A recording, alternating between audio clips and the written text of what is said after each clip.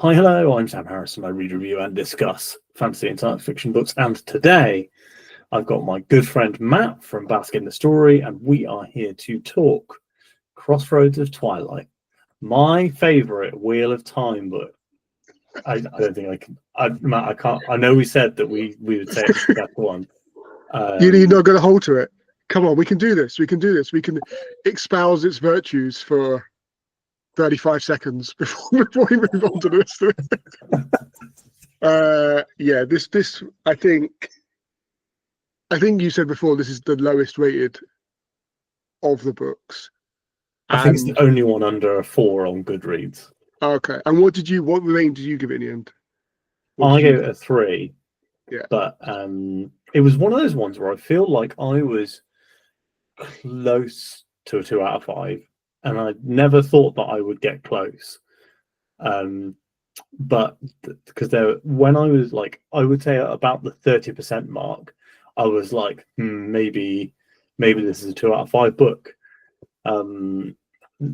Jordan doesn't, mess up his writing in any way, but he's just using a lot of words to say not very much. Yeah, I would agree. I think so. I put this as a 3 as well, and for me, it was the weakest book we've read so far, and but there was still a couple of really good bits in it, and also like we're so invested in the characters now that there's an element of leniency maybe in that 3-star that I've given, because he's built up so much, and we're 10 books in, 6,000-7,000 pages, whatever it is, into the series. We will be finishing it, but I think it's also the first half of the book I found really difficult. I think you messaged me about a really interesting point about the pacing of that, especially that first half, and how the chapters were sort of batched together.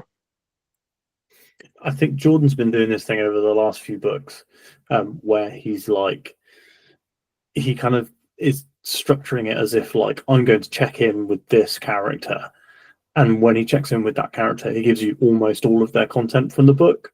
I mean, in some cases, he gives you all, like for Elaine, for example, Elaine's chapters.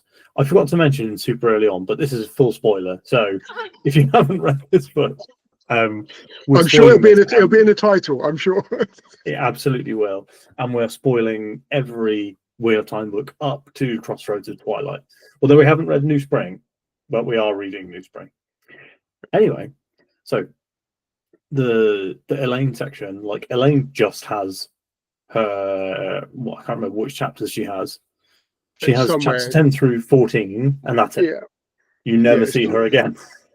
And like, I would love if these books were a bit less chunked and more like, at this point, this is what Perrin's doing. It makes the thematic sense to continue on with Perrin, so let's stay with Perrin. Oh, what's Matt doing? Let's go back to Matt. Let's go, when you look at books like, I mean, you haven't read Brandon Sanderson, have you? But Sanderson changes POV quite a lot in his books. In Wind of Truth, most chapters have multiple POVs. Like he'll swap mid-chapter, which he hasn't really done before. And it makes the pace quicker. It genuinely does. And Jordan does this in the endings of the book. So like the ending of Winter's Heart has like 6 POVs as he keeps flipping around. It makes it feel so fast paced. It gets you so involved. I really like the way that Jordan writes these books, but I think that the specific kind of order and structure of this book is its biggest problem. I think if all of these sections were split up, like the first half of Perrin's stuff, I was kind of bored, to be honest. Like his first few chapters, but then his last few chapters are excellent.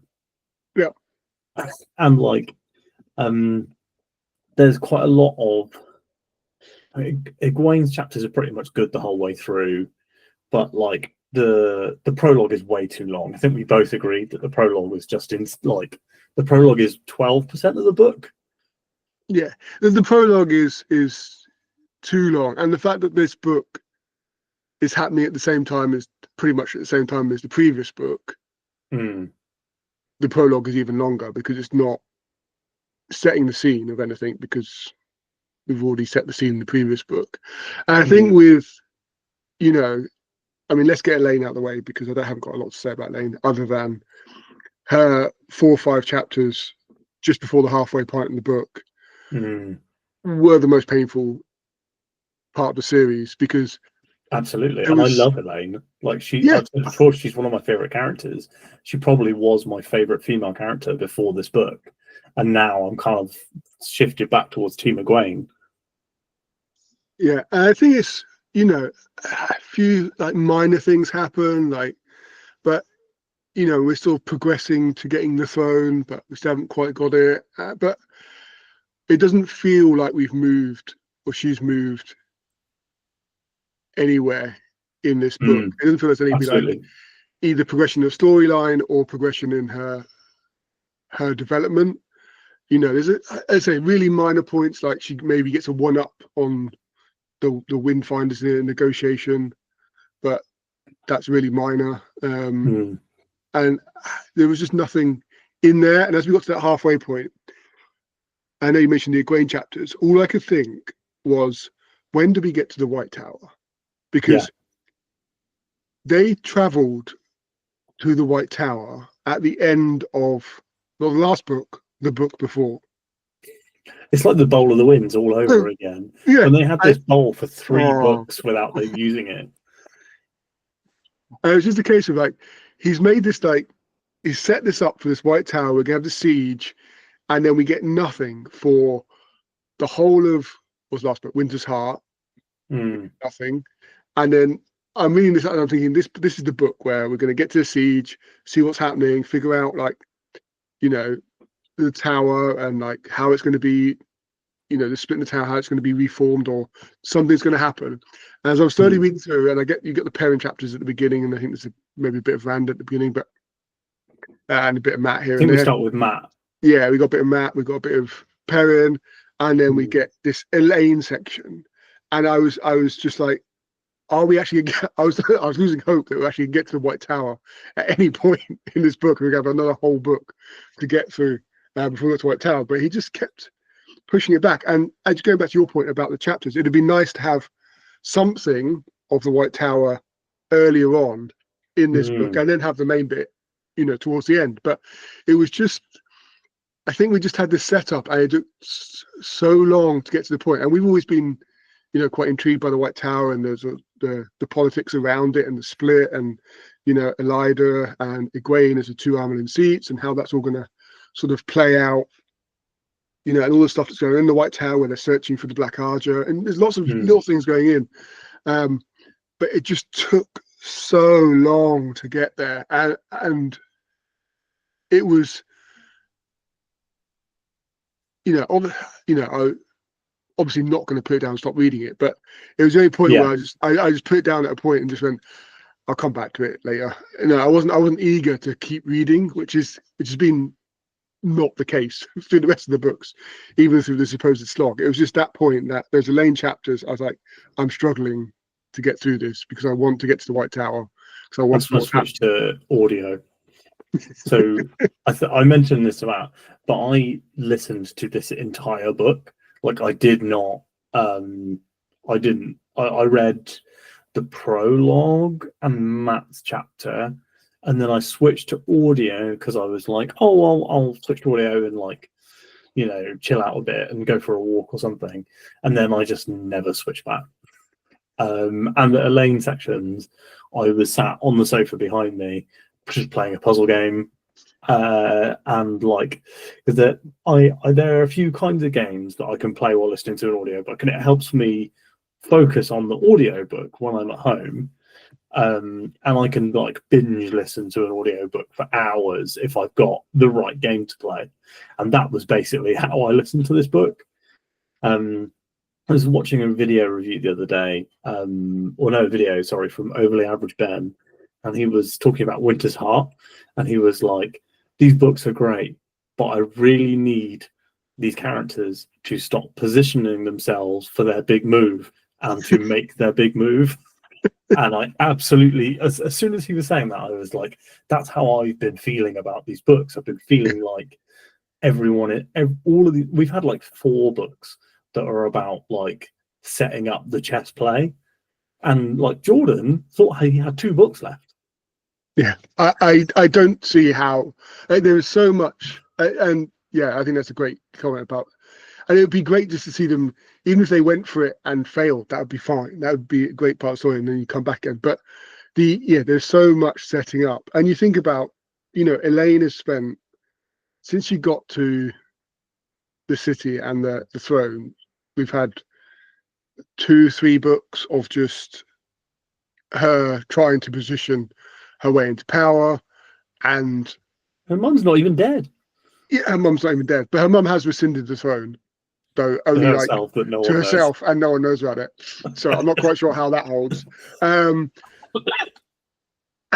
this is also the part, like, and there's also bits like, okay, let's stick with Elaine, because otherwise I'm going to jump around too much. Mm. And I think, all we've got over those books is the black, not the Black Archer, but the Dark Friends have some elaborate scheme to get her bodyguard to be one of them, when they could have just killed her. At that point, and had done with it, but they've created some elaborate scheme to get someone close to her.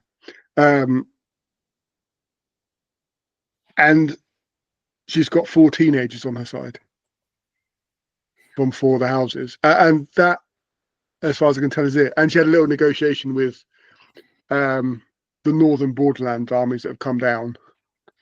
Don't forget, she also had a bath with Avienda, which well, was that's true. Yeah, mentioned in every single one of her 4 chapters.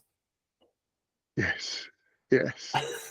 I just was sitting there in disbelief, going like, "Is she going to bring up the bath again?"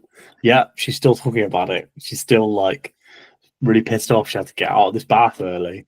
Well, to be fair, there's nothing better than a good bath at the end of a long, hard day. But if you're the queen, you can just get back in.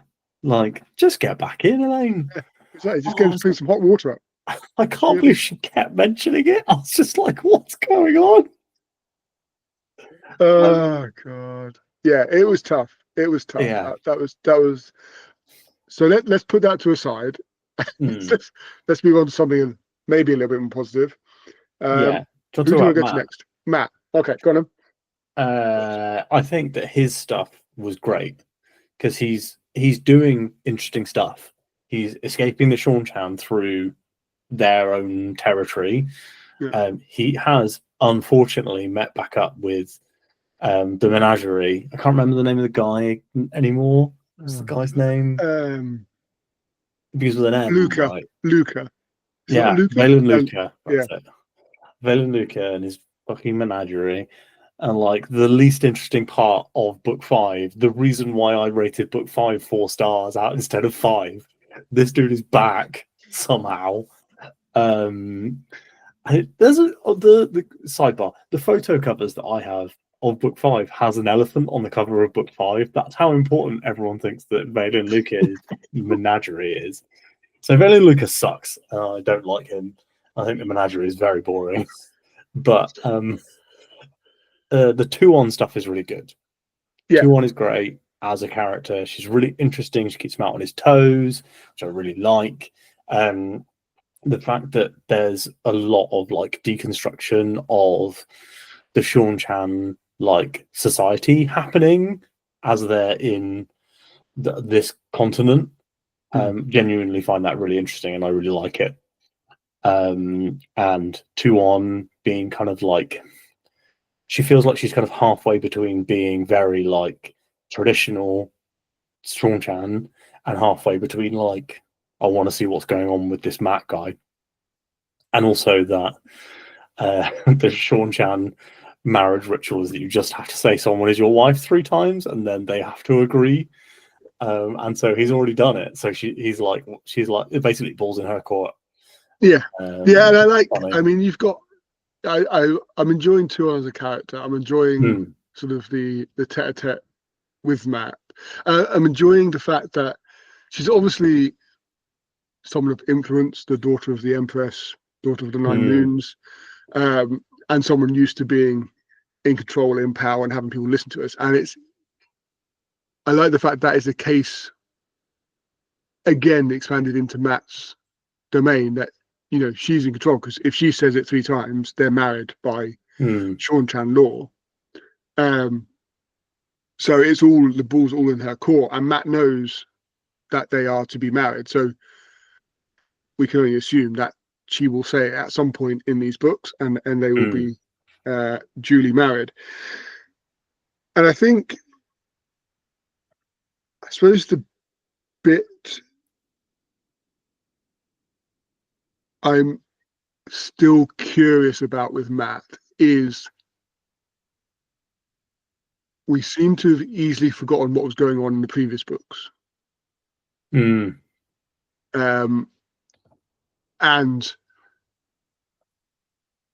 I mean, we haven't seen it. There's not been any sort of direct, or that I can remember, any sort of direct sort of appreciation in Matt's thoughts of that, or coming to terms with that. I know he knows she's dead and was murdered, but still, you know, and he sort of,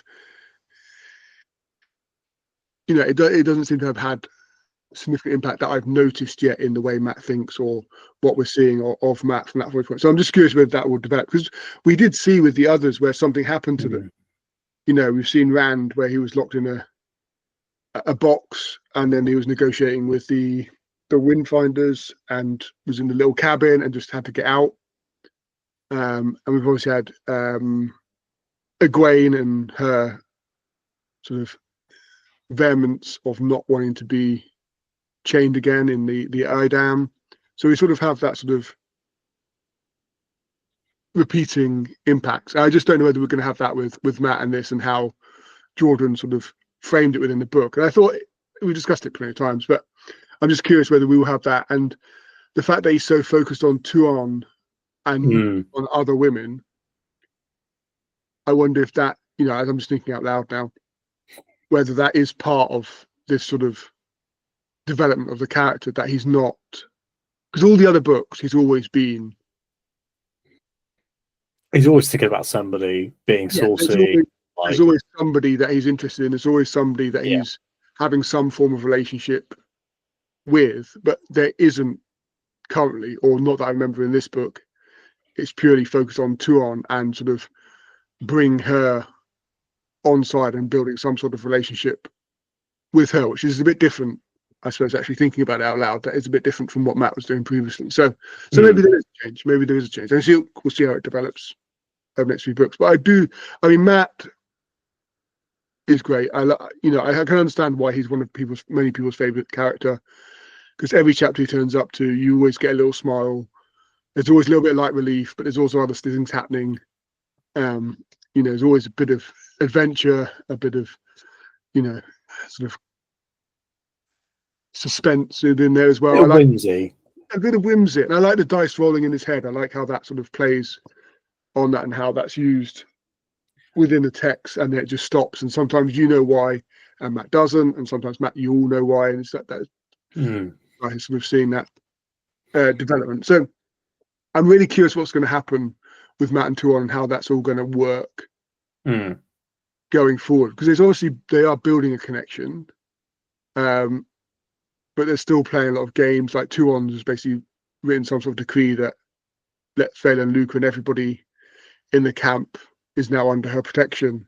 One person, which obviously will be Matt.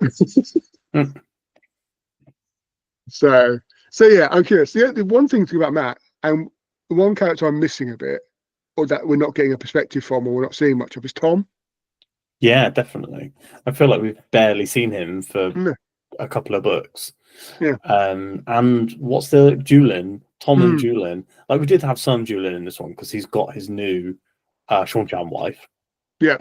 Which I like that dynamic. as well. It's like that Tom just turned up in Ebudar and fell in love with the Sean Chan, and now she's on the run with him, which is quite fun. Also, I've always imagined Julian as being an old man for some reason. Okay. So, like, I've imagined him as being like, grey haired, like in his 50s. And now they're talking about this new wife, and I'm like, oh, I need to maybe rethink. Yeah, I don't think I don't. Well, I've been imagining a bit younger, sort of middle aged. I imagine, older, yeah. But we've also got Noel. Is it Noel who is the dude that hangs out? There's a couple of. I really like Matt's supporting cast. I like I like Noel. He seems good, but also suspicious. And he just turns up out of nowhere when the golem's attacking and the golem runs away, and you're just like, yeah, let's just bring this guy inside. I'm sure it's fine.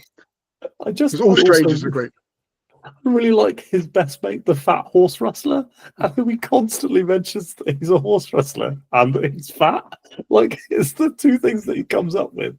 He's like, oh, he's, I had to trust him, of course, because he was the best horse thief in the whole kingdom. Yeah. You wouldn't think it because he's very fat. It makes me laugh every time. He's a farrier, but really he's just a horse thief. Yeah, every time he's just like, okay, we get the point. But all the other times that Jordan is super repetitive, I'm like, oh yeah, she crossed her arms under her breast. I get it. Like, yes, women have breasts, Jordan. Yeah, and where else are they going to cross their arms, Jordan? But then as soon as he mentions this horse thief guy, I'm like, yes, absolutely. I laugh every time. I think it's really funny. So I think actually, the supporting characters. And I think also that we've got a good supporting characters of a few of them. Like Perrin's got a decent supporting cast now with like the secretary. Bowen, and obviously what's his face, Elias and Balwer are both interesting, and he's got Morghese, and I've always thought Morghese was cool. So it's a good cast. What's this guy's? I can't even remember what the guy's name is. That's why he tells us to introduce him like that every time, because we forget what his name is otherwise. It works. Is it Harnan? No. I'll find it out. I'll work it out. I'm sure it began with an R. I've been wrong before. I can't actually remember off the top of my head. The other thing about Matt, and what I find a little curious, is we've gone from like, think about where he started, where he was like this sort of young lad in a village, bit of a big prankster, didn't take anything seriously, then sort of went through this first two books, which was dreadful because he didn't really exist, and then came back, and then he sort of went through his arc, and he became like this, got all these memories, became this like just incredible general leading men into battle, and then he became like the Queen's pet, and now he's sort of with this small group. He no longer sort of, I know we've got a couple of his red hands still around, but we've lost that sort of generalship element of him. It's sort of disappeared for now. Well, for quite a while. Vannin. The guy's name is Vannin. Vannin. So I'm wondering when that comes back as well.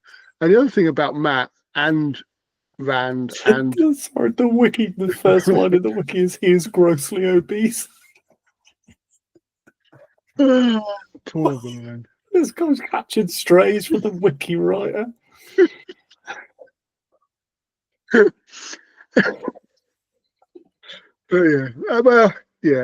just every time. But the other thing I was going to say about Matt, Rand, and Perrin is the colours they're now seeing. All three of them are now seeing, because it was just like Rand. I think it was just Rand. It was just Matt in the previous. It was just Matt in the previous book. It was just one of them in the previous. But now we've got all three of them seeing those colours when they think of the others. So I don't know what that actually means or why that is happening, or whether that's just sort of it's that Tavira thing where they have to be brought back together, isn't it? Yeah, maybe. But also, I assume it's connected like that. I felt like I think I said it last time that all of Perrin's problems could be solved if Rand turned up for 10 minutes. Yeah. And maybe Jordan's finally realised it, and he's like, maybe we should get these characters back together again after 6 months or whatever. Maybe that's why there's only 2 books left. Rand is just going to travel around solve the problems, and then we'll move on. Perrin's whole storyline is done. If Rand turns up and goes like, Massimo, shut up. That's it. Like, that's the whole thing. I think so. So where we left Matt was Matt is obviously with Tuon. They're still sort of slowly trying to get free and get away from the Sean Chan elements. But it sounds like the Sean Chan are overtaking them. They try and travel out anyway. So I'm not quite sure how that's going to come to life. But I think also, should we go to Rand next? Because I think Rand ended, because they're all ending up with the Sean Chan, aren't they? All the three male leads are going to end up with the Sean Chan in one way or another. Because Rand ended with basically creating an alliance, well, the start of an alliance with the Sean Chan. But he has to go and meet the Daughter of the Nine Moons. But the Daughter of the Nine Moons is currently with Matt and not with the Sean Chan. Yeah. So we're not quite sure how that is all going to sort of play out. I reckon they're just hoping they'll get her back in time. Yeah, I mean, we've also got like the Sean Chan sort of prophecy is that Rand will sort of bend the knee to the Crystal Throne as well. So, you know, I'm curious to see how that all sort of fits in and plays its part within that. And we also know still that the Black Idam is still about. Well, Bail Doman lost it, didn't he? Like, that's the... Yeah, we know the Sean Chan have it. He got capped. Yeah, the Sean Chan have it, didn't they? Because they capped it. My assumption, it may just be my assumption, but I thought Lady Suroth probably had it. That makes sense. Like, she loves her Damani. So if she found a fancy Damani outfit, sure, I feel like she would have kept it. It's interesting, isn't it? Because you wonder how they would work out that it could block a man who could channel. But then also, are they able to just copy it using Damani? Because a lot of the Damani are really strong in the power. And Elaine has been able to copy Angreal that she's found. True. I think she says, doesn't she, in one of the books that she could copy the Adam, but has chosen not to. So maybe Suroth has got her Damani copying the male Adams, and we're going to start to see a lot more of them, especially now. Obviously, we've got a lot of Asherman running around. Yeah, we could, but that would be interesting. But does it? Yeah, I'd be curious about that. That'd be interesting to see. I think also we've got like Matt now knows that Tuon can channel or could learn to channel as well, because it's come to light that the Suldam have to be able to have the spark at least to be able to handle the bracelet. Anyway, so he knows that Tuon can channel. So I imagine he'll keep his Fox medallion very close to his chest, as he has been anyway. Yeah. I love that all the other characters have like all these magic skills and whatever, and Matt's just got like a cool necklace and a knife on a stick. And like 1,000 years of memories. Yeah, and his cool hat that everyone specifically references that he has a wide-brimmed cowboy hat, basically. And he's on the cover. He's wearing it on the cover. That is true. A nice array of scarves as well.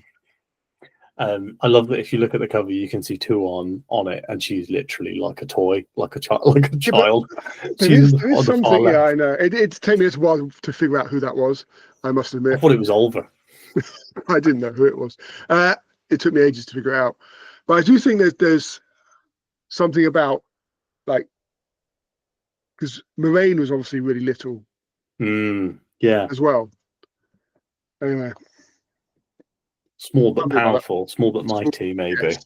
Maybe, yeah. So, but yeah, is there anything else on Matt that you want I feel like that's the big thing for Matt. Like the thing that I like the most about Matt's chapters, like you say, is they've got a bit of a note of whimsy to them. Like the POV feels different to all of the others. He's seen his chapters, and obviously a lot of it is because you get to hear a lot more of his thoughts in his POV. I feel like he seems to comment on stuff mentally that is happening around him, and it's usually funny because he's a funny character. You can see why he's everyone's favorite, because even across this book, which is the weakest book, his is the best section of that book. Yeah, I think he probably has, like, overall his bit is the best. I think there's two better bits mm, in the book, but they're like more like one chapter which I know you thoroughly enjoyed, and then like yeah. one scene with one of the other characters which I thought was really, really good. But we'll come on to them. Do we want to talk about the Alviarin chapter while we're here? Go on then. I'll let you wax lyrical about your favorite chapter. This chapter was so good. So like Alviarin's been interesting anyway, because like she's the head of the Black Archer, which I don't know if we actually knew before, but she's the head of the Black Archer. Like she explicitly says it in the book. She says she knows all the Black Sisters, that she's the head, and whether she's the actual head or whether they just told her she's the head, the Forsaken are not to be trusted.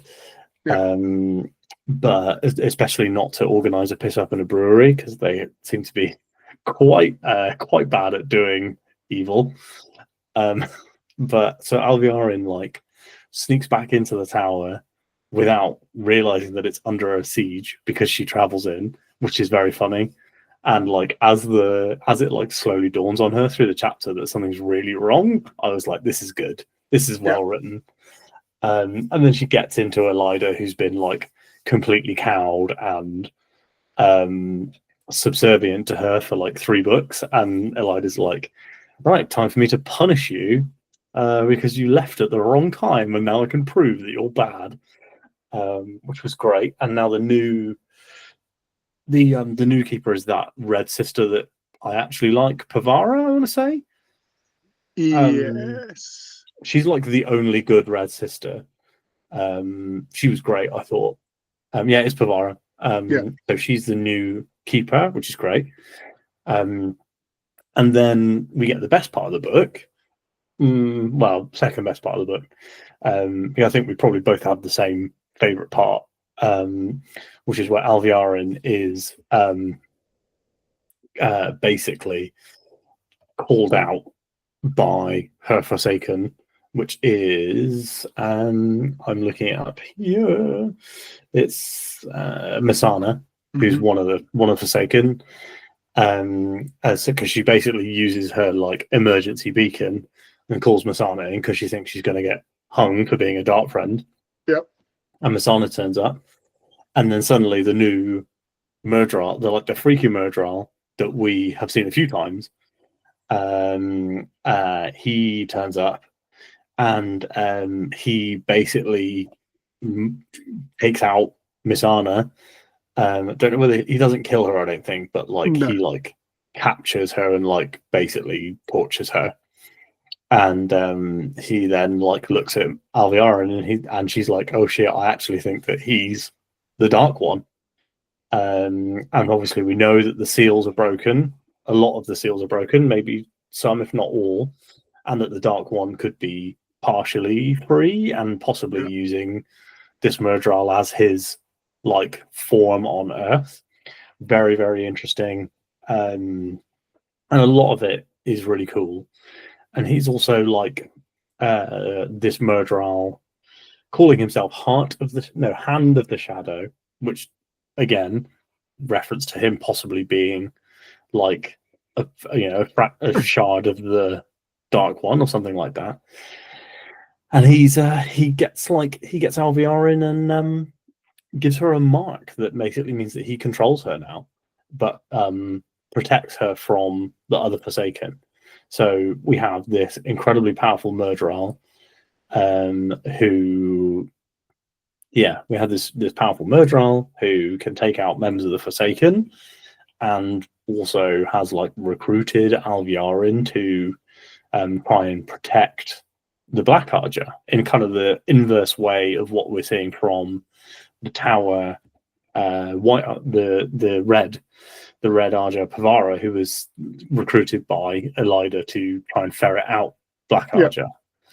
So yeah, I really like this chapter. I felt like I think we've talked before about how Jordan is really good at injecting a little bit of horror into his fantasy, and as you know, there is a much better chapter for this later on, but this particular chapter I felt like had a really strong sense of like personal horror from Alviarin. It also had like a bit of like I'm trying to think Schadenfreude of like seeing her get her comeuppance because she's evil. And just really like this chapter. I like seeing more of the Forsaken because we don't see much of Missana. She's one of the Forsaken we haven't spent much time with. I don't think she's the one who has the naked people. No, that's I want to say it's like Ogrel or something like that. I was going to say Giel something. Or we're basically everyone. We are bad at knowing the names of the Forsaken. Because like there's more. I don't know how many there actually are in the end because they seem to like pop up, and then we know some died and then were brought back, but they're in different forms. It's all very confusing. But yeah, I think Graendal. It's Graendal. Graendal, I think has the attractive ones. Yeah, who are generally like lords and ladies, very attractive lords and ladies who had power, who are now just dwarfed by compulsion to do whatever she wants. Yeah, and I think the Alviarin chapter was brilliant. It was, you really felt her desperation as she realised things were going wrong. She lost control, and then the fear of that she was exposed and she was going to be found out. But then, but also the fear of the Forsaken, of Missana, and then knowing that there's an even greater power in this Midral, who she, as you say, assumed was a Dark One, or is a Dark One. And there's certainly a connection. Like I think he's previously been called the voice, or the Dark One's voice. And yeah, as you say, seals are broken. So, I think I get the impression that the Dark One is sort of funneling something through him. I don't think the Midral is the Dark One yet. I'm waiting to be proven wrong yet again in every prediction I make. But he's certainly like connected. And then because we've also got Moradin, who's another Forsaken who's like above the other Forsaken. There's a rank, isn't there, that they've got? There's like is it Nablus or Nablus, which is like the big Forsaken who will be the right hand man for the Dark One when he returns. So I think it was such a good chapter. It was really good. As I say, you just felt the Alviarin, and there was certainly a catharsis to seeing her going from this sort of almighty, all powerful, had Elida in a trap and was just squeezing to suddenly the desperation of it all and the fear and how that image can crumble so quickly. And it reminded me of different entirely, but the catharsis was similar, like Leandrin, the Red from earlier on, who then ended up like a slave to one of the. She's a Damane, isn't she? Yeah, she's one of like the. I love when she's referenced because like there'll often be a bit where they're like, "And my new Domani," and they talk about her blonde braids, and I'm like, "Yes, that's Leandrin. Get it, you asshole." So there's always that nice catharsis, but I think that Albion chapter, and I'm just like, so I think it confirms what to me I've taken it as confirmation that, as we suspected, Elida is not Black Archer. She's just misguided. She's just very Red Archer. I think she is actually kind of a good person who has been manipulated by others into taking the position she's taken. I don't think she's an especially strong personality, but I think she thinks she is, because also she was Morghase's court Aes Sedai. Yeah, that's so she wasn't in the tower. Like, she's not been in the tower for a long time, and she's kind of come back to Swan. And then, the big split happens and people were like, well, Elida's cool, let's raise her up. And I feel like she was very much manipulated into that position in the same way that the Little Tower tried to manipulate Egwene into being an Amelin that they could 100% control. I feel like that was the idea with Elida, but both of them have kind of come out wrong. And Egwene has really seized the power back for herself, and Elida has just been like, I'm going to build a palace, which is absolutely mad.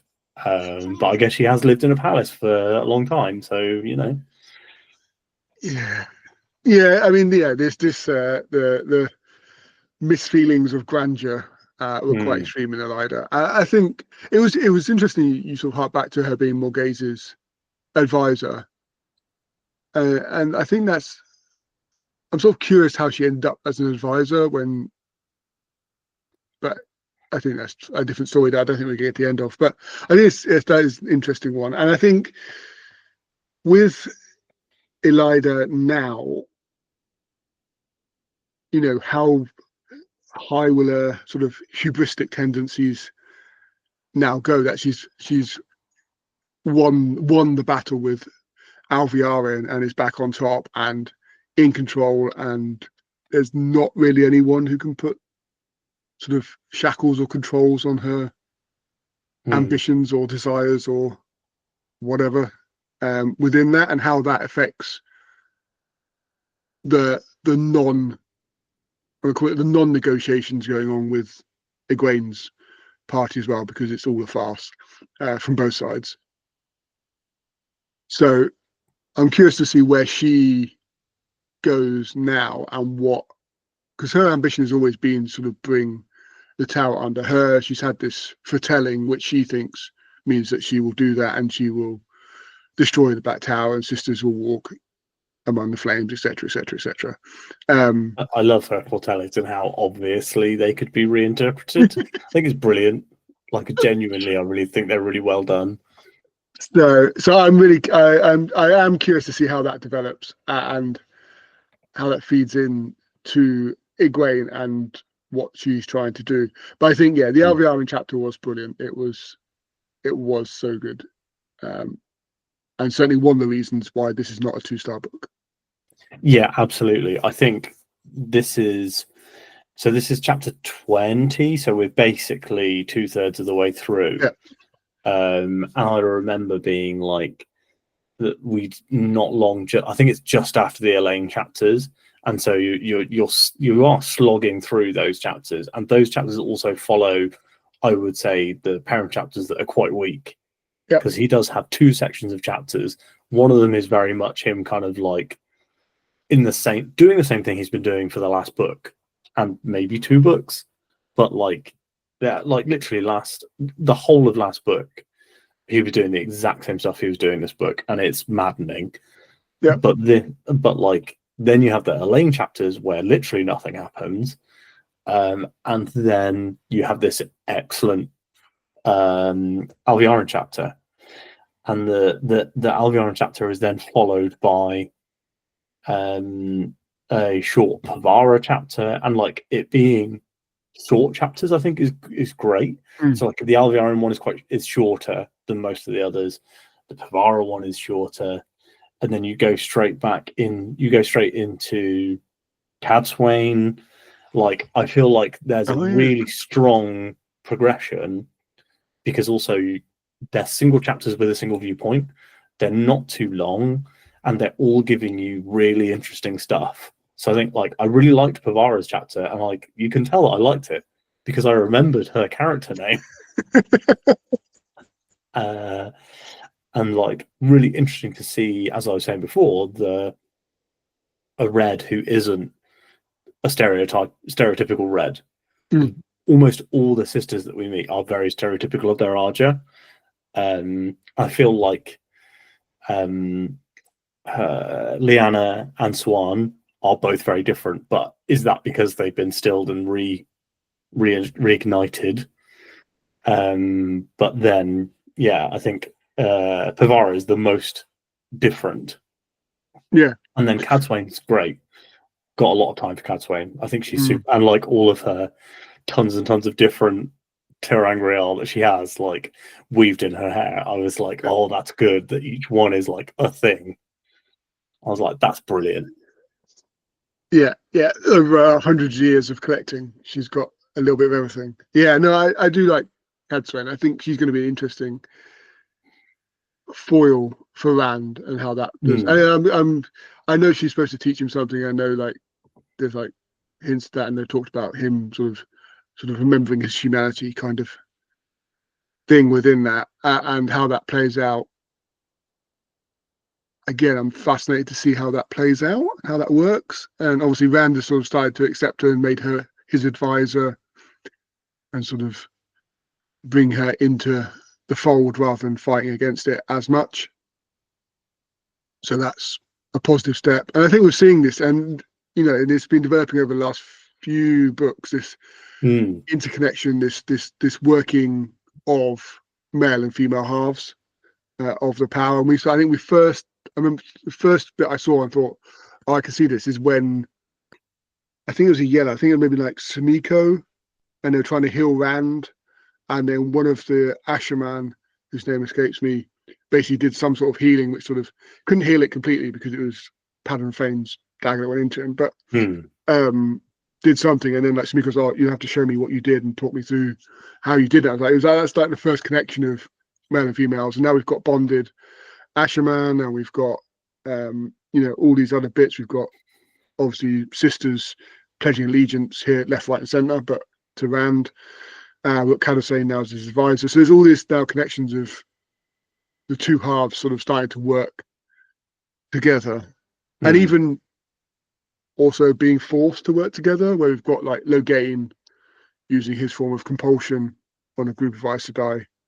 Well, which Rand was obviously not best pleased with regarding, and even discussion now of Reds taking Asherman as warders. Yeah, which I thought was really cool. So like they're talking about like the warder bond and how they're going to be using the like obviously the Elida warder bond stuff is bad. No, it's not Elida, is it? It's Egwene's crew who end up suggesting that. Yeah.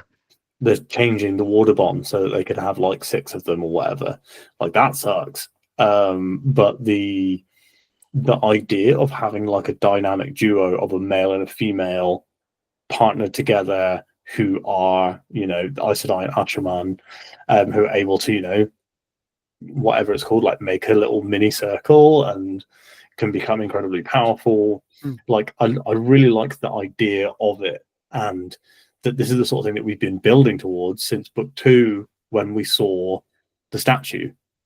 And Lanfear is like, oh, there's another one of these, and it's a woman. I think obviously Jordan has been building to this sort of stuff, and this has been the major theme of these books, is that men and women have to work together to get the most done. Really enjoyed Cadsuane's part in this, and like you say, I do think that the idea of like these super teams of Asherman and Aes Sedai is really cool, and is very promising for the last battle, because it feels like there's going to be a lot of magic flowing around. Oh yeah, definitely. And we got the early glimpse of that at the end of the last book, didn't we? With the end of Rand and Nynaeve drawing their power together, and then we had the little groups, the little SWAT teams of Aes Sedai and Asherman together in little circles, fighting off the Forsaken, and I mean, the Forsaken are incompetent as they come anyway, but immensely powerful in their own right, but couldn't compete. Doesn't one of them kill one of the others by mistake? Yeah. I love how dumb they are. Like, I think it's really funny. Yeah, and do we know, and have I just missed it? Do you remember, I'm going to go back a few books, so I'm going to test you a little bit here, but Rand had the Forsaken that was training him, whose, again, name escapes me, as it always does. And then he had like a final chapter where basically he opened the door and went... He was murdered by... where he went, oh, it's you. And then Darkhound or something, wasn't it? Was it a dog? I can't remember. Did we actually get confirmation? I thought it was like another Forsaken. But... Asmodeon. I don't know whether... Sorry? Asmodeon. Yeah, Asmodeon, that's his name, yeah. But I don't know if we've had like confirmation, or whether I've just missed the clues earlier on that I should have picked up that who it was. But anyway, it just came to me when we were talking about bonding and the incompetence of Forsaken, and I'm not sure who actually killed him. But anyway, I just, it's one of those things that I just, yeah, I may have just missed the clues that were given as to who it actually was who killed him, but I'm looking.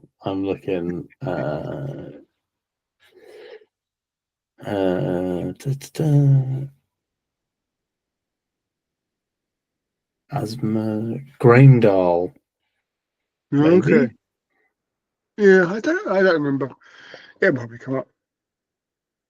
When I reread it, I'll be fine. I'll figure it out. Yeah, I think I've got the. Did I show you this? I got for Christmas a Wheel of Time like history book that I've been told. Oh, you mentioned this. No, you've not shown Origins me. of the Wheel of Time. Okay, yeah. I've been told not to read it until after I've read the series, but it is lovely. Ooh, very nice. This is the logo that I have as my cover for my e-reader. Okay. Yeah, it's like a cool little reference book. It's got some great artwork in it as well. Okay, I'll have to check that and out. like some photos. Mm-hmm. But yeah, I'm really looking forward to. I want to read this and the Wheel of Time Companion that everyone has like as part of the set. I've seen a lot of people who have literally that on the shelf next to the Wheel of Time books. So yeah, I'll definitely be reading those, and I do want to reread these at some point in future.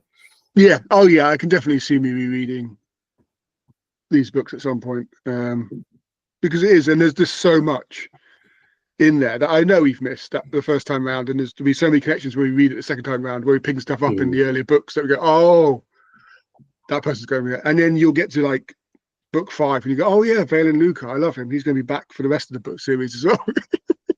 When Valen Luca's menagerie leads the charge in the last battle, I'm forced to say that I think Valen Luca's cool.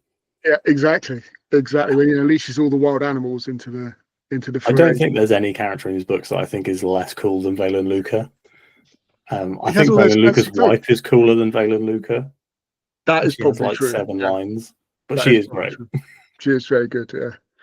So okay, where are we? We haven't done Rand yet, really. Okay, let's touch on Rand. First of all, my question on Rand and Nynaeve. One, I was a little bit confused about his bits in this book because the timing's got a bit confusing for me. But secondly, how long were Nynaeve and him channeling for? I know, it feels like it's like days across the books, but I think it's only meant to be like hours. Well, it felt like in the book when they were actually doing it, I knew it was a long time. I knew it was hours, and it felt like maybe most of a day or half a day. Like it felt, and it was a long time. And like Nynaeve had like, they're basically trying to prop her up and keep her going because she was struggling, as Rand didn't seem to be struggling as much. So like I knew it was a long time, but yeah, in this book, it felt like, and maybe it was just because the Elaine chapter took so long, but it felt like Elaine had a bath, woke up, went to sleep, woke up again, and it was still going on. It felt like it was over more than a day. I got a little bit confused as to how long this was actually going on, because it didn't match up with what I'd got in my head for. And it may also be like the pacing, because I know we spoke about pacing, but in the final chapters of the previous book when it was happening, the pacing was much, much faster because we had like short Forsaken viewpoint, short Circle viewpoint, short. It was really, really rapid. So I don't know whether that just has sort of messed my perception of time in that. And actually, it was much, much longer than I thought, but it felt a lot longer in these books the way it was described than in previous books. In the previous book, sorry. I'm going to grab a comment. Somebody left a comment on my video review of Crossroads of Twilight, which had a quote from Robert Jordan, which I'm going to share with you, which I thought was good and worth the quote. Here we go. Quote from Robert Jordan. The only thing that I wish I hadn't done was use the structure that I did for Crossroads of Twilight, with major sections beginning on the same day. I still think the book works as is, but I believe it would have been better if I'd taken a more linear approach. When you try something different, sometimes it works and sometimes it doesn't. So I think basically what he's saying is each section like section of chapters Okay, is we're going starting at the back. same point, so we're going back backwards again. and forwards. Yeah. Okay. So we're getting probably the same few hours. Just it keeps going back so we're getting it That's like what I think. over and Yeah. over again, and therefore it feels much longer than it actually. Yeah, that would make sense. I can see that. It just yeah. I think structurally, as obviously Jordan has mentioned, maybe it would have been better linear, but then that's probably a lot of jumping around. And how do you fit the Rand finale epic? It's yeah. I don't know, but yeah, it felt very different.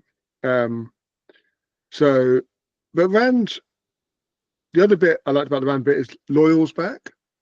That's always nice. I feel like it's been years since we saw Loyal. It feels like the Battle of the Two Rivers was the last time I saw Loyal. I think we have seen him very briefly in one. I think we saw him very briefly in one book, from memory. But yeah, it feels like it's been a long time since we've seen Loyal. In fact, so long that I was thinking, who the hell's his companion? I absolutely did not remember who it was, and I'm not sure I still know. Good, it's not just me then. I was like, this guy's probably important, but I have no idea. Also, we haven't talked Perrin yet, have we? We're still on Rand. No, we'll come on to Perrin. Yeah, I feel like the Rand chapters are kind of short and sweet. I'm happy with what we got. They're in the good half of the book. It's basically he's recovering from his amazing exploits. There's a little bit with Cadisrain and stuff that's happening, and Loghain's turned up, Bashir's turned up. Loghain stuff. I really want to see what's going on with Loghain and Rand, because it feels like there is genuinely something really interesting going to happen there. I'm just waiting for Jordan to get to it. Yeah, and we've still got the Loghain with a crown in glory to be fulfilled from the images we've had before, so we know that's coming. So whether one thing I was thinking, does Rand make him king of some element or give him some authority over some place away from Mazrim Taim? And I did appreciate that Loghain was just like, why are you trusting Mazrim Taim? Like, no, and why do you never turn up? Because no one knows who the hell you are. They're all just following Taim, assuming it's you. And we've been saying this since they set up the Black Tower. Like, you've got to, they're followers of Taim. They're not followers of Dragon Reborn, because they have no idea who you are. You just turn up and they won't even know who you are until you start channeling and they realize how powerful you are, probably. But then there's a lot of them now, and I wouldn't fancy your chances too much. I found here some really interesting quotes from Jordan on this book. I'm saying a great deal happened in Crossroads, even if it wasn't slam bang stuff. In any case, I did plan for some of that, but some of those things will have to come in the next book, because putting them into this one would have required at least another 5 or 6 months of writing and produced a 1,000-page book. Starting each major segment of Crossroads of Twilight on the same day seemed a terrific idea. But by the time I realized that it would have been better to do it another way, I was too deep into the book without enough time to rewrite the entire book. And he's referring to, he refers a few times in these quotes as Crossroads of Twilight as the calm before the storm of Knife of Dreams. Okay. I am looking forward to Knife of Dreams. I think really everybody says it's excellent, so I am very much looking forward to that. But I think the Rand chapters were fine. There's not a huge amount to report. Obviously, they're going to negotiate with Sean Chan now. And try and work together, which sort of makes sense, I think. We'll find out. But he needs, like, the Sean Chan, are obviously colonizers and occupiers, but I mean, we've got Time and Guidon. I don't know how you say it. Time and Guidon. Yeah. I mean, very shortly. We need some colonizers for this at this point. Yeah, because I mean, a lot of people are going to die, so absolutely, there's going to be colonizing to do. Yeah, so I haven't got a lot more to say about Rand's chapters, to be honest. No, I think that he doesn't have much to say or do in this book. This book is more like The Dragon Reborn, where it's about him, not seen through him. And it's nice to have time away from Rand, because it makes you appreciate when you get back to Rand, if that makes sense. I do really like it when we get back to him after a time away, because it's nice to see how he's evolving off camera. I do think that's like really well done. I think one of the best things that Jordan does is things happen off camera, characters grow and change, which I do like.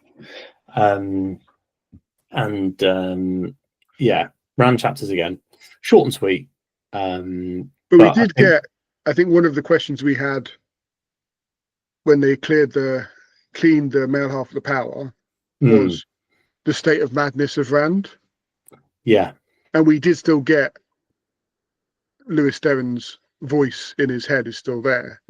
So they're also still talking about the third voice. The third voice. Yes, the and other so person. I've got a theory, right? I think I may have posed this theory before. My theory is that the first voice is the original the first dragon, because Rand this age is referred to as the third age. So he's the third dragon, and I think the original dragon is the Dark One. That is my theory. So he is the reincarnation of the Dark One, which is why there's so much going on with him, and this and why. Because I feel like Luz Therin put the taint on the male half of the source, and maybe Luz Therin was turned insane by having the Dark One in his head, the unreincarnated Dark One. So those are my two theories. I thought it was Luz Therin who put the taint on the male half of the power when he blew up Dragonmount, but maybe it was something that happened around the same time. Yeah, that's a really good point. I'm not sure. Like, obviously, we had like the first prologue of the first book was obviously Lewis Derren sort of walking through the ruins of the destruction he had caused and the deaths he had caused without knowing. But yeah, I like the theory. I will also enjoy it when we get to prove it wrong and see something else. Every theory we come up with. Yeah, no. I'm looking it up from the Either World prologue Wikipedia page. Luz Therin, the taint was on Luz Therin then, and it's what turns him insane. But I really do still think that first. Because he was that first dragon. I do feel like the first dragon is going to be a part of the story. Yeah. So, but the Lewis Derren was so. Oh my goodness, this is where we get all tangled up now, don't we? In the weaving of the wheel. So Lewis Derren was the dragon and broke the world, but the taint was already existing. So. But when Lewis Derren was doing his things, Mel Aes Sedai still existed? Yeah, I think so. I think he was a Mel Aes Sedai.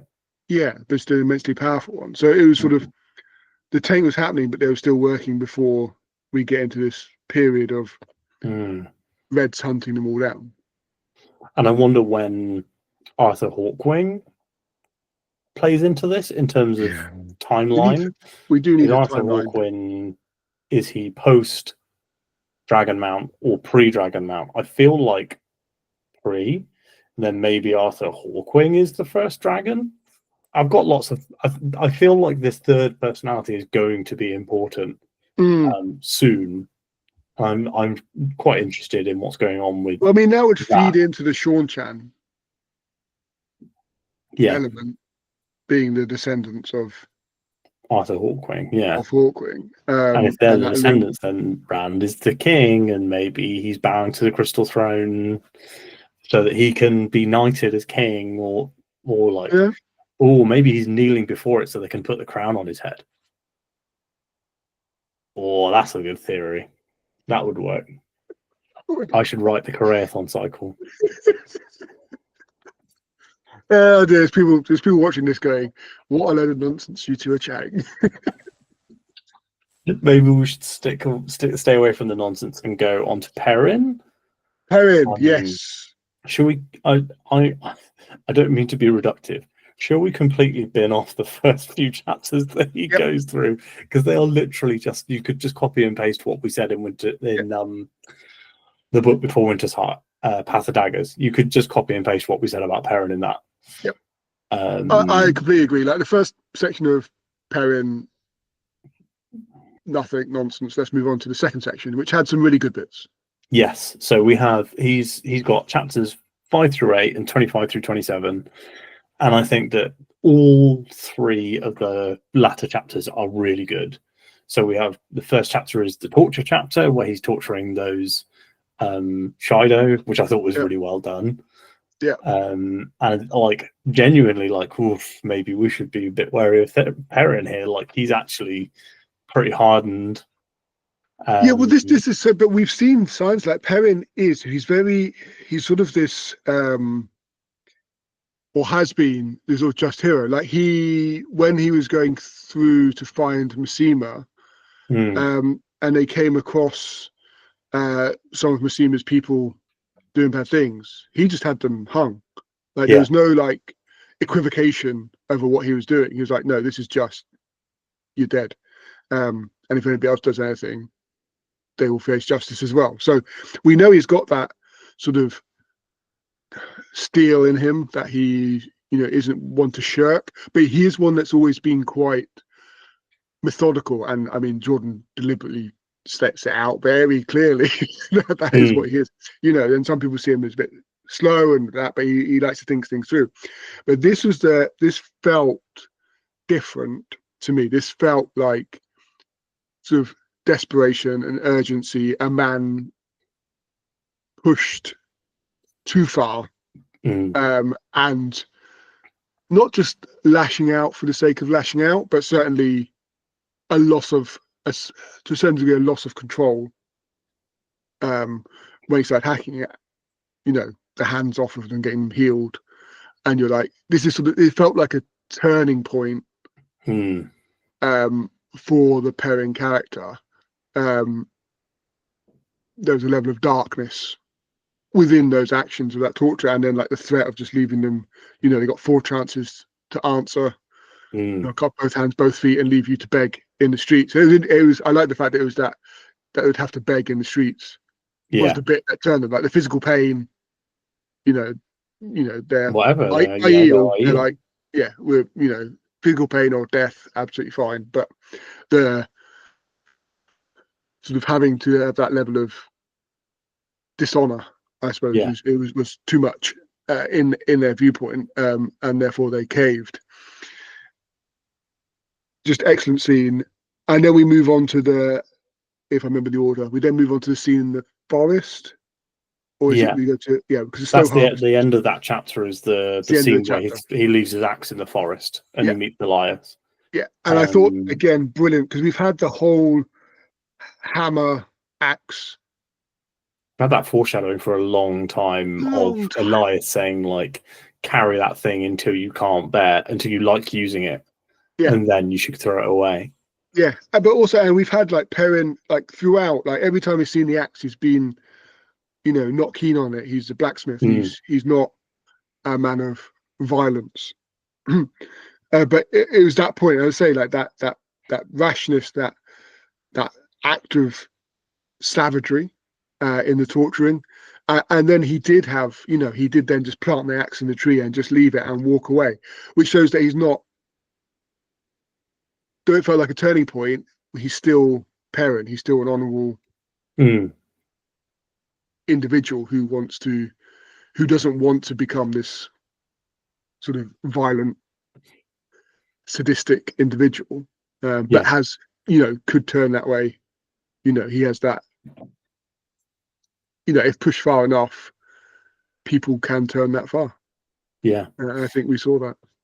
And I think it's really interesting to see. I feel like we've had, obviously, the thematic pacifists, the Tinkers, have been following him around with Aram, who's been with him all of these books.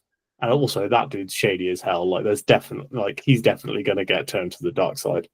However, I think that it's been really interesting to watch, because Perrin's he's kind of fallen out of Perrin's favor more and more and more across these books. And it's like, you know, his violent nature, and Perrin is kind of on the opposite end. He hates his violence and he's a pacifist. And yeah, I think this chapter has been a long time coming, maybe too long coming, but really made me excited for where we're going with Perrin, rather than the last few books where I've kind of felt like he's been treading water since Vial was captured at the end of Path of Daggers. Yeah, I think for me, like, as you know, Perrin in like the first few books I thoroughly enjoyed. I thought it was excellent. I think Shadow Rising, he's the MVP. Absolutely. Yeah, exactly. With the Stone of Tyr, where he's rescuing Fael, all excellent, excellent, excellent. Then we get in this whole Fael, Berylane, just Berylane could not have been in these books, and there would be no problem. Yeah. Like, there's no story that relies on Berylane so far. No, but I do like the idea of Berylane being sort of this monarch, in effect, of this really small place surrounded by much larger places, that has to play this very different game to everybody else to like survive without just being crushed under the hooves of others. But yeah, that whole bit was just not great and not that enthralling. And then we had the whole, you know, Fael getting kidnapped, and obviously Perrin chasing after, but that has just gone on, and you know, we're going backwards and forwards following. But this did feel different, and I thought it was a superb chapter, and up there for me with the Alviarin chapter as two of the best chapters in the book. Just yeah, thoroughly enjoyed it, and it was just good to see him, as you say, move on. All that foreshadowing paying off. Elias actually giving some wisdom rather than just marriage advice on life, and you know, that sort of panning out. And I thought it felt like Perrin was back, and I was engaged in what he was doing. So yeah, just brilliant. And I think this is then followed up by the chapter that we both loved, that I think we both talked about being the best in the book, which is the Soul Harbor chapter, which has this incredible sense of foreboding throughout the whole chapter. The menacing vibes in that chapter is so good. How well Jordan puts that together. Like, I've read worse horror books than that single chapter of Crossroads of Twilight, and again, that's what pushed the whole thing up by a star, basically, is this chapter and the Alviarin chapter put together. Absolutely fantastic. I really hope we get some more of this from Jordan in Knife of Dreams, because he's only got 2 more chances to write some tense, horror-y stuff. I feel like Jordan isn't going to have put together this whole thing on Soul Harbor and spent so much time on it for it to be not relevant later. Oh no, feels it's like definitely maybe Shadow Lagoth, not Shadow Lagoth, sorry. What's the name of the cursed town? Is it not Shadow? What is it? It's not Shadow Lagoth? Maybe it is. What's the I thought Shadow Lagoth was where they is it the Dark One lived. Shale Ghul? Shale Ghul, maybe. I can't remember. I was looking at North.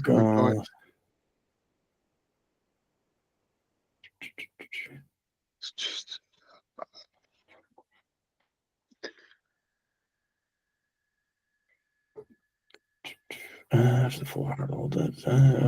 No, yeah, it is Shadow Lagoth is the cursed town, and I felt like we're seeing the beginning of a new Shadow Lagoth. See, I'm not sure. So because there was also there's definitely something happening there, and the vibe of it and the tension that Jordan wrote into it was just brilliant. Absolutely, 100% agree. And the fact that, you know, we got this whole thing about dead people walking and people seeing it and everything else. But then we also had a Matt chapter where he was walking either into town or through the Great Menagerie, and he started avoiding people. But then when he looked back, they weren't there. I was didn't like, remember that. are they also? Is he also seeing dead people? So is there something bigger going on? This menacing vibe of something bigger going on with, visions of ghosts, for a better word, whatever they may be, apparitions of the dead, and it just felt like there was something bigger, just because there was that Matt scene. It was only a very brief scene, but following on from the Stowe Harbour scene, I was like, you had all that menacing vibe building up, and then you had that really, and there wasn't really much made of it. It's just that no one else reacted to them. Matt sort of was dodging. He was concentrating on something else, and he was moving, dodging these people who were walking straight towards him. And then when he turned around, there was no one there. I was like, it just felt like there's something bigger is happening, and I don't know what. So, and I have no theory as to what it is. I mean, I have theories, but nothing that actually makes sense. How does that feed into the Dark One? Escaping his prison. Is there something there? I don't know, because we've not really had anything on like the apparitions, dead people. We've not seen ghosts before walking. No, there's not been any. I don't remember any semblance. I guess maybe the Horn of Valir stuff, like the Horn can bring the ghosts. With Hawkwing's army. Yeah, that's true. But the Stowe Harbour ghosts are people from Stowe Harbour, right? Because the Lord is afraid that his wife, that he definitely murdered, is going to come and accuse him of murder, so he doesn't want to be there. Yeah, it very much seems that it's that they know the dead people. The dead people are people they know, and obviously seem very real, because they're basically asking them as they arrive, "Are you actually real?" And so I'm really, again, as always with Jordan, I'm very curious about how that develops into the story and what it is, because I don't feel there's been any sort of foreshadowing of anything like this. Feels different. I mean, again, I'm sure there probably may well have been something that I've missed within this. It wouldn't be the first time, and it probably won't be the last time before we finish the series. Hell yeah. But yeah, it was excellently written. So good. It was just that tension and that sort of eeriness that he just wrote into it. And it was, even like the little details of like, the weevils and whatever they call like the threshing or whatever it was to get rid of the weevils. There's just like every element of that had a level of tension within it of risk. Something is going to happen. Yeah. And the longer you stayed there, like something's going to happen. They left and nothing actually happened. There was like one guy who had like a scream, whatever, because he saw sort of an apparition. And Siona keeps trying to stay behind to like try and cleanse the town or whatever. I love that we were like, we talked about like, oh yeah, this is the weakest book. Maybe we won't have that much to talk about, and we're like, it's going to be one of the longer episodes we've done, I think. But I think it's worth talking a long time about how great Stowe Harbour was, because it was like, if you had asking me to pick out favorite single chapters in this whole series, I would be talking about this one.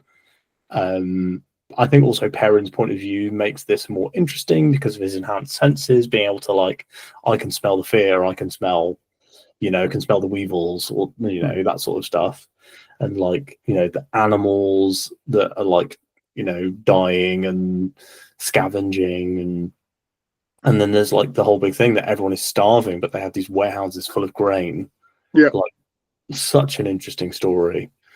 And I really hope we get a bit more about this, but who knows? Yeah, we've still not seen Huron since book 2, after he was basically a main character. Yeah, it felt like something. It did feel like something big, and I just said that scene with Matt as well just made it feel like this is something that is happening. This is something that's going to be important. I don't see how it plays into the rest of the story, but it felt too focused and too different's the wrong word, but it stood out as a chapter.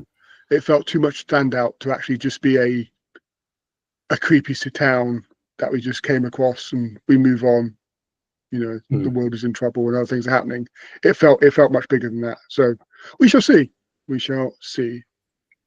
Absolutely. Just such a great chapter. I mean, we can say it over and over again, but it's just really good. It was superb. And then we've got, and now Perrin's joining up the Sean Chan as well.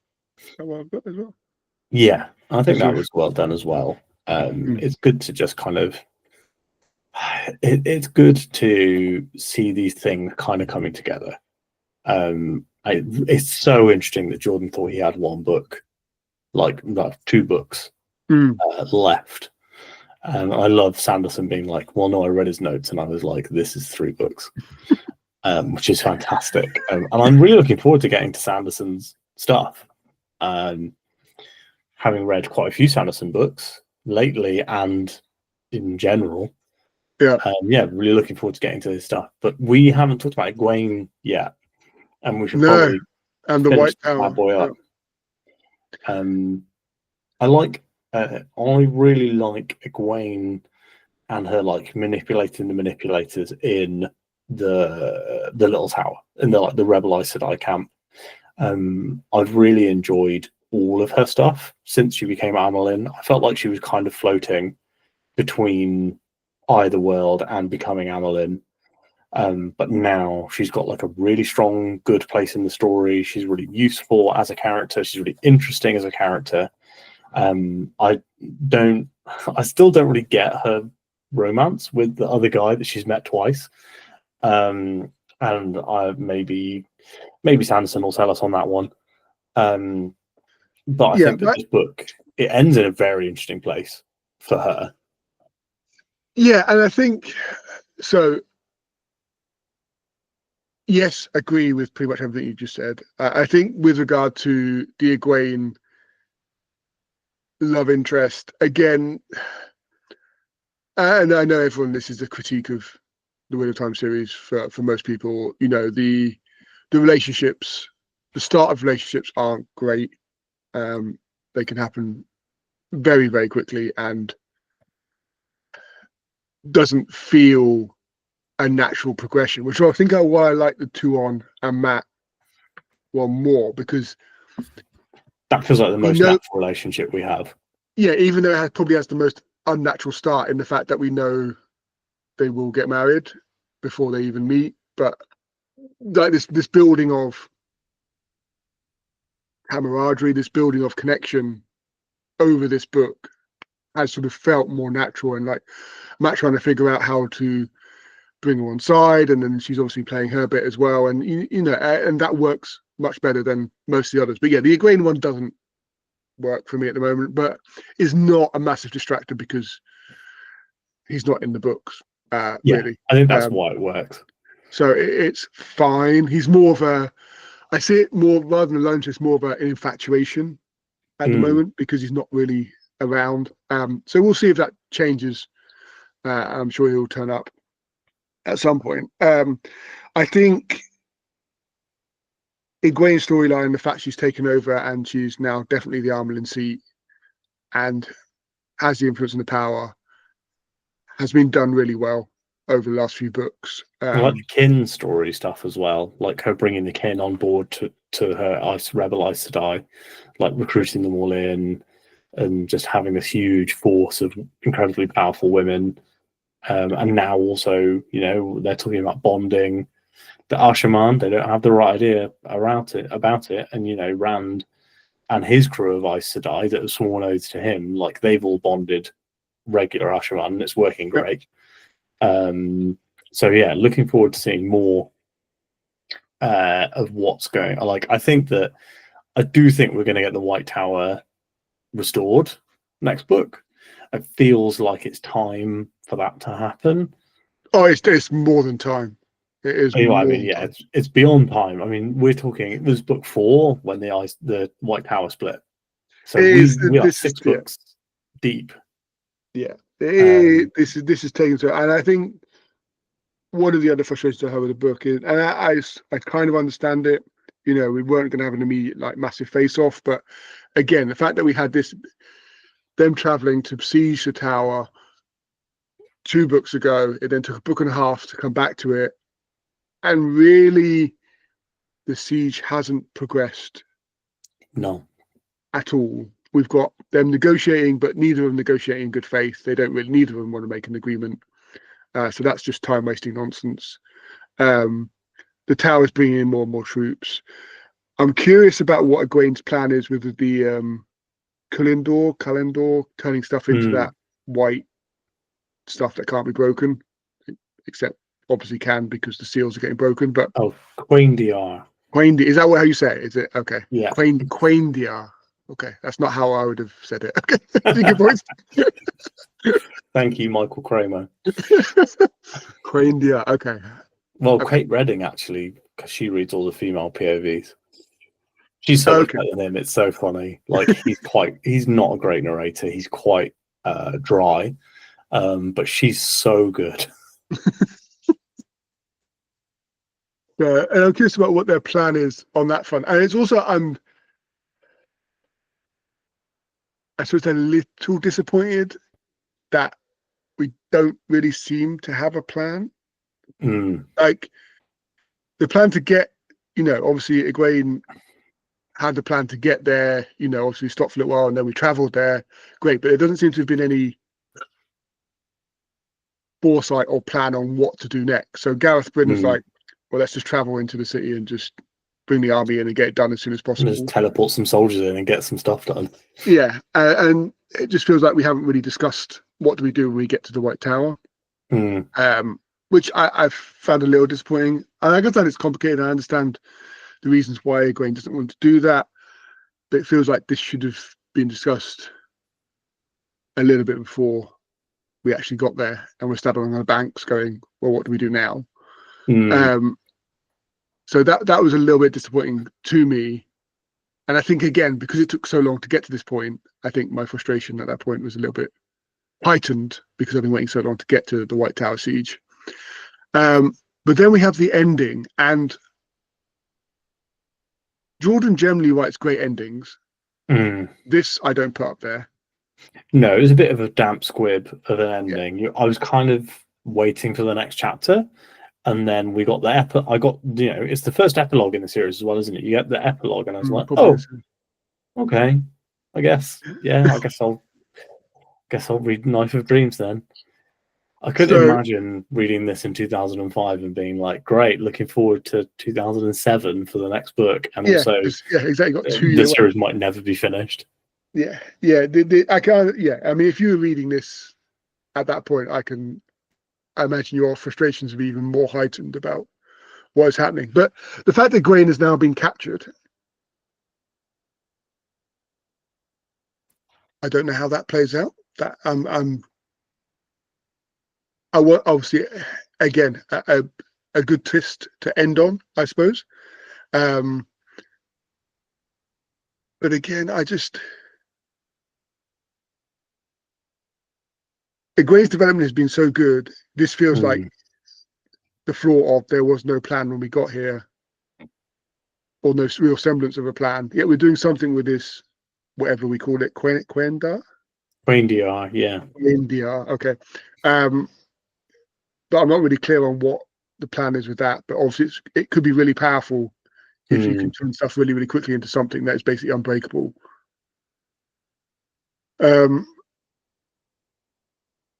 Yeah, I just felt a little bit disappointed about it. And then obviously I'm now really curious to see what happens with Egwene now that she's captured.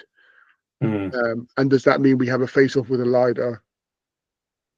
And who actually betrayed her is a curiosity as well, because we know that, like, was it Nicola or somebody else fled recently? Yeah. So also we've got Galena, who's one of the Forsaken, or related to, isn't Halima. she? Halima, yeah. Yeah, who's been sorting out the headaches or causing the headaches, but very clearly causing doing the headaches, something, doing something like very 3 malicious. books, and she's not worked it out yet. Yeah, doing something very malicious with that, and then killing off everybody close to her and dumping them in the forest as well.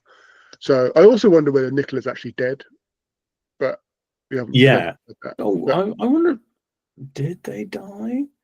I can't remember whether we've learned that they died in one of the weird side chapters that's quite short. I don't think so. I'll have to look There's certainly been some. He certainly killed off a few people. And it's only there, but then you think like, well, if Alviaren's in the Black Tower and the Midroll guys in the Black Tower and the other Forsaken Miss somebody Missana. I was always going to say Massima and Missana is really, really close. So, whether that was some connection there between her and Halima and that. But so I don't know who's actually betrayed her. I'm curious about that. I'm curious to see how it goes now with Egwene. But I just felt the ending was very sudden, and it felt. You know what it reminded me of? Do you remember when we were back all the way back, like book 1 and book 2, where it sort of everything suddenly happened and we ended? This was like nothing really happened and then we ended until like the last line or the last paragraph of like a little something happened. The very last bit. There was no grand finish to this book. I think I would, as you say, if I then had to wait 2 years for the next installment to come out, it would have been frustrating and difficult. But fortunately, we don't. Fortunately, we can read New Spring and then get straight into Knife of Dreams and carry on. Absolutely. I thought you might be interested in this. I just looked this up. So Jordan found out that he was dying and announced it in 2006. He published Knife of Dreams in 2005. And he was he was given 4 years life expectancy by the doctor. So he was like, that's enough time for me to write the final book, A Memory of Light. But he found the book really difficult to write. And then he also only died. He died just over a year later. So he was only 58. It's quite sad, really. I mean, obviously it's very sad, but just really interesting to see the timeline of he published this book in 2003, published Knife of Dreams, then was diagnosed a year later and never got to that final book, although he wrote the final chapter. So he wrote the final chapter of A Memory of Light and then handed it off to Sanderson. But yeah, really interesting. I'm looking forward to reading Knife of Dreams quite a lot. Yeah, well, you have to read Spring is great as well. I have started it. I've read the first couple of chapters, so not much. First thing I'd say, returns to form, classic fantasy stuff. Yeah. Oh, yeah. I mean, it is. I mean, there's a lot of. We've had one land chapter and one Moraine chapter so far, so we're pretty I've been missing Moraine. Yeah, it is nice, and obviously she's much younger, and I think it says on the cover, but accepted. So she's not even full ice start yet. So that's interesting. So. It started off good. I think it was curious because it doesn't start like the rest of the Wheel Time books, so we don't have there are no beginnings and no endings bit, which feels unusual. There is a beginning and an ending in the Wheel Time. Yeah, it feels unusual. There's no prologue as well, and the first 2 chapters are only like 10, 12 pages each, so. We haven't got any massive ones, but it started well. It's nice to have a little tiny Moraine on the cover again. The cover of my photo edition is just like a field. Yeah. I'll get it. It's great. I've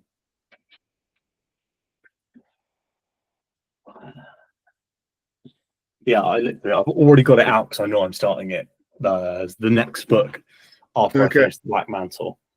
But yeah, this is great. Yeah, I like the cover a lot, actually. I like all the covers for these. I think they're really nice and it kind of shows the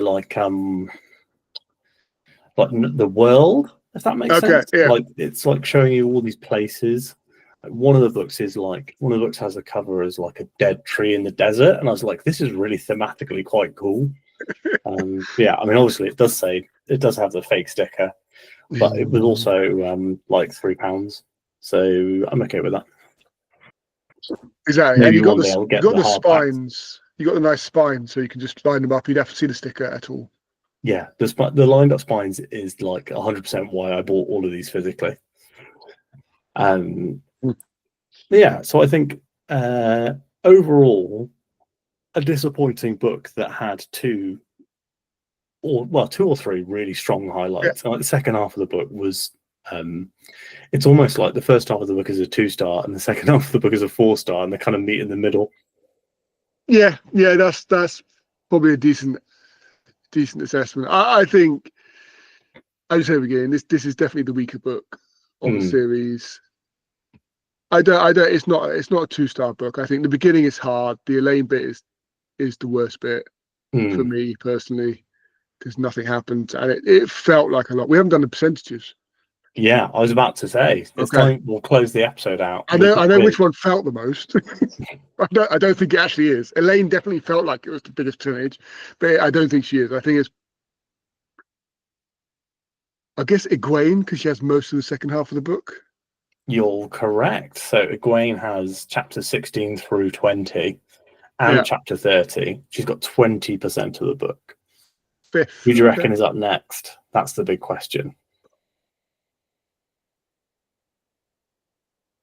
Again, I want to say Elaine, but she's probably way further down because it just felt so long. Let's go Elaine. Why not? Because it did feel that much. Elaine is 13% of the book. She is the fourth highest POV. Okay, so then it must be Perrin and Matt must be above her then. Yeah, so it's Perrin is number 2, Matt's number 3. Both of them have 16%, but Perrin has 16.8 and Matt has 16.1. Rand has 2.2% of the book, which is funny. Yeah. Cadsuane has more on page time than Rand. Yeah. Alviarin has 3% of the book, despite only being one chapter. But what a 3%! Yeah. And one of my favorite factoids here is Samitsu has the 6th highest percentage. She has more time on page than Alviarin, who has an entire chapter, than Cadsuane, who has a chapter and a bit. And she's only 29% of the prologue. Oh God! I've completely forgotten that bit altogether. Yeah, she's the yellow. She's one of the yellow Archer from. Yeah. She's basically just in the prologue. She's not the healing one, I don't think. Is she the healing one? She is a healer. She's not as good as... Yellows are generally healers. She's the one that doesn't care if people don't like her.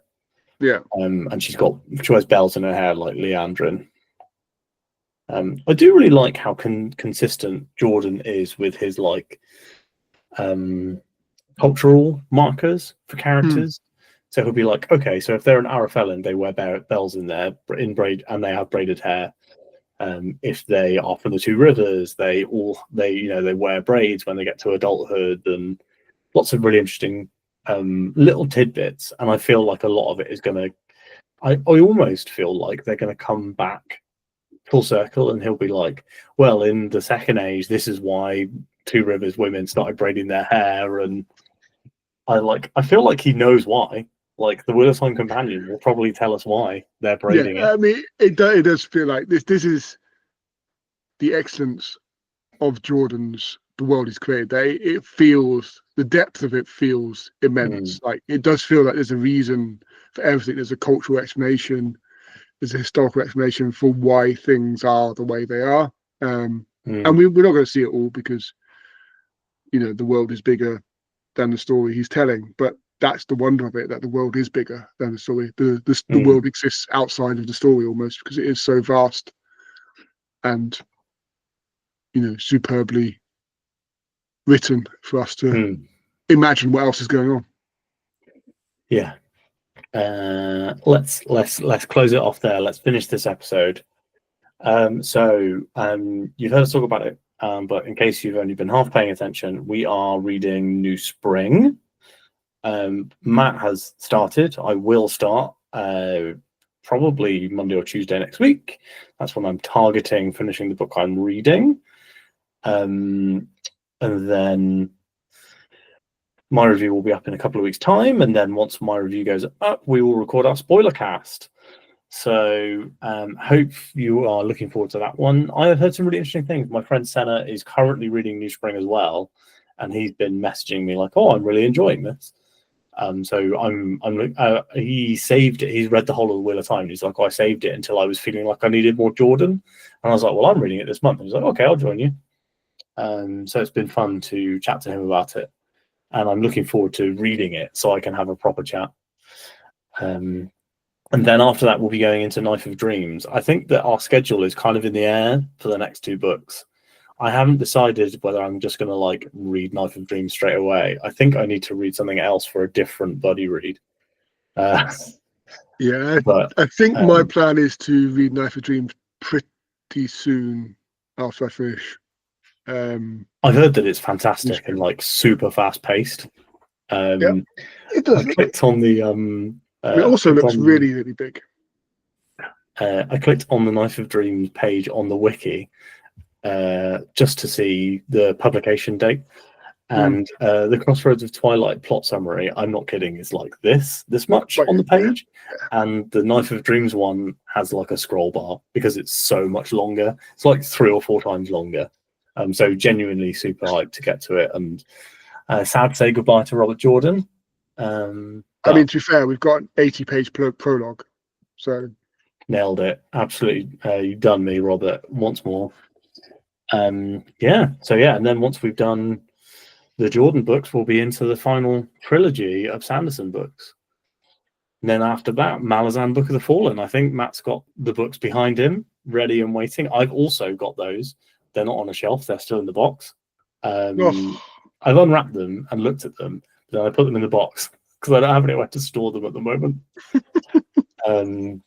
But yeah, so that's our plans for the rest of the year. If you wanted to join us, and that's what we're doing.